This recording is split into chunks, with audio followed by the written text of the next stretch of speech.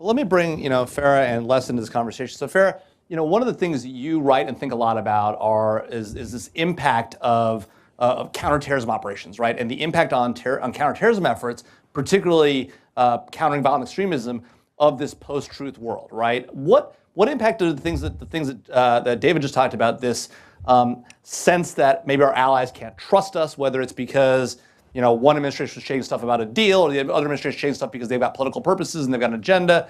What impact, if any, does it have on our efforts to counter violent extremism and terrorism? So I want to thank you again for inviting me to be part of this conversation. And I think it's really important what was just said around what is truth. And when we're looking at the populations of people that are most affected for terrorist organizations to in fact recruit, whether we're talking about ISIS or AQ or right now different types of extremism, we are looking at an ideology of us versus them. However you define it, that's what we're looking at. For the generation that's growing up, what does it mean to be truthful? I want us to understand how young these people are and how they're absorbing what is truth and what is not truth, not just what's on their device, but what they're absorbing in their day-to-day life. If you think that that's not going to make a difference to our national security and our bottom line, you're grossly mistaken.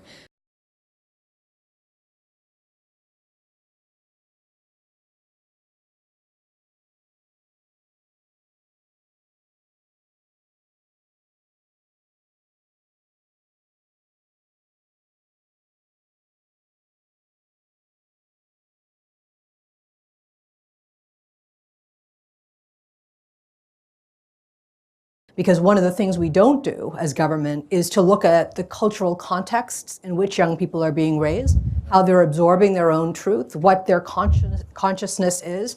And I think that plays a huge role in the way in which we think about what alliances are and what we have to do to actually prepare for the future.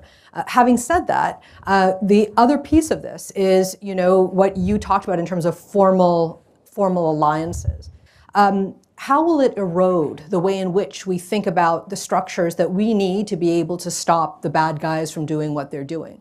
One is certainly in the hard power space around what we have to do to make sure that the traditional military component is working.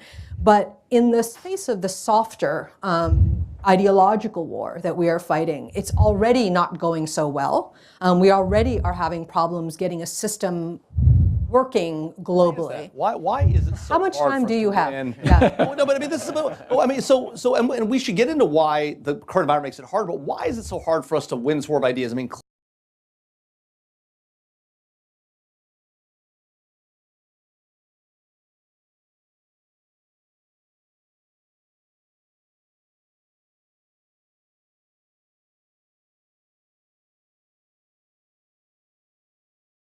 clearly, right, we have it right, so why aren't we winning? Do you believe that the United States government has gone all in fighting this off-power war? No, but why haven't we? We've been talking about it since the beginning of the Bush administration, right? Right after 9/11, we said, this is a war of ideas. It's a war that we can't even necessarily win, that the Muslim world has to fight for itself, but we can empower moderate voices.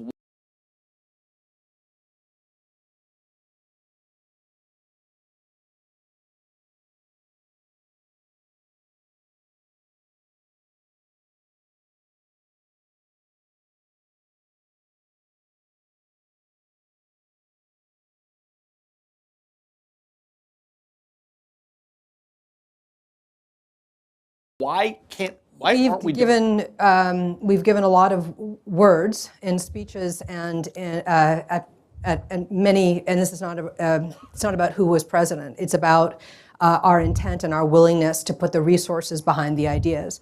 Almost 20 years after 9/11, solutions are available and they are affordable.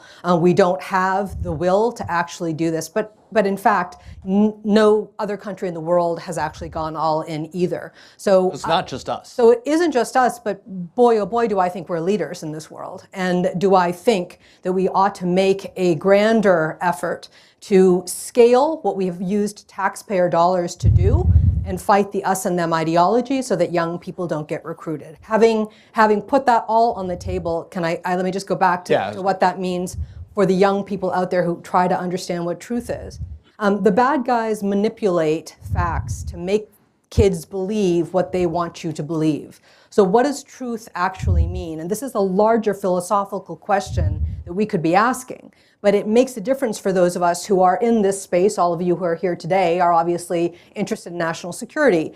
We aren't looking at that component of this. And when I think about the traditional alliances we have, I think about what will happen to them, but I also think about what's happening to millennials and Generation Z, which is, pick a subject, climate change, human rights. They're forming informal alliances. They're not waiting for the traditional alliances to do things to fight particular issues. You mean on Twitter? Not just on Twitter. It's the way in which they act. It's the way they organize their lives. They are not waiting for a hierarchical structure or a time in which they have to have gray hair to be able to do something. Oh, they're organizing now. They're organizing around themes and ideas, both online and offline. And I think those kinds of alliances are going to make a difference to the way we think about whether we're talking about CVE or we're talking about other things. So that is what I actually really think we ought to, as government, spend some time thinking about what that actually means. I'm about to loop Les in, but before I do that, one of the things General Hayden talks about is this idea that the social media era is pushing all of us to our edges, right? We're all getting more extreme because we're circling ourselves with people that think like we do, or think more aggressively like we do, and we're being pushed to the perimeter. Right? Do you see that happening with young people? And if so, that's obviously deeply troubling in the extremism space. And if they're forming these informal alliances, whether it's online or in whatever manner, I mean, is that going to, are we in big trouble? I wouldn't say. It depends on the issue. Are we in big trouble? On something like climate change, if America doesn't lead, it's a great thing that civil society and others are leading. Yeah. On the issue of extremism, if you're fighting back against the ideology of us versus them, and no government is leading, and you have civil society that are forming groups, that's a great thing.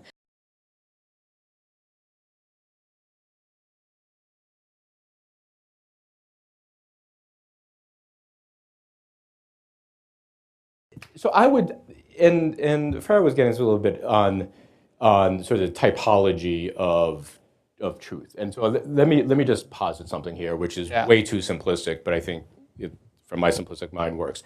There is objective truth. So like climate change. Like you can debate all the rest about what's the cause, but the fact the climate is changing is an objective truth. And I think you see alliances, institutions forming to deal with something that is a undeniable truth. Then, so I put that in one bucket. And the second bucket is logical deductive reasoning based on facts. Okay. What the facts mean. What the facts mean. And you can have reasonable disagreement on how what your logic train is and where you conclude, but you're beginning with facts and you have... Everyone agrees on. Everyone agrees on, you have a logical, and your logic is transparent. Yeah. What worries me about the world we're in is, I think again, this is overly simplistic, but I think in the Bush world, the Obama world, there were a whole host of fair disagreements about that second category, about, here's what we know about the Iranians, does it make sense or not make sense to do the nuclear deal? I think what the problem that we're facing today is in that first bucket, where there is objective reality that is either being denied or being or falsehoods being manufactured, and that's where I think the danger lies for governance, and I think it's where institutions that depend on an approach where people are faithful to objective reality begin to weaken. And that's where my concern was. So Farah, one of the criticisms of the State Department where you served is that there's sort of a deep state. There's all of these bureaucrats and career government individuals who are sort of undermining the political agenda of the president. And this is, by the way, been criticism made in Republican administrations for a long time.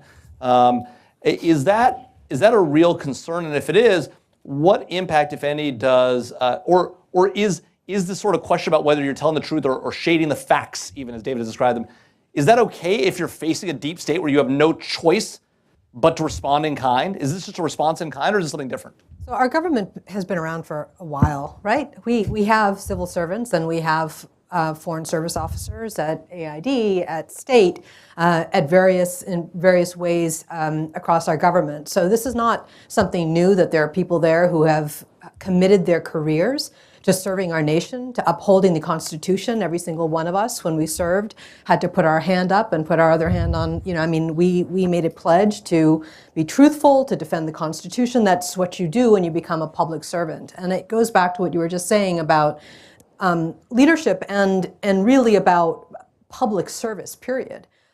There are complexities in the world that we live in here in the interagency.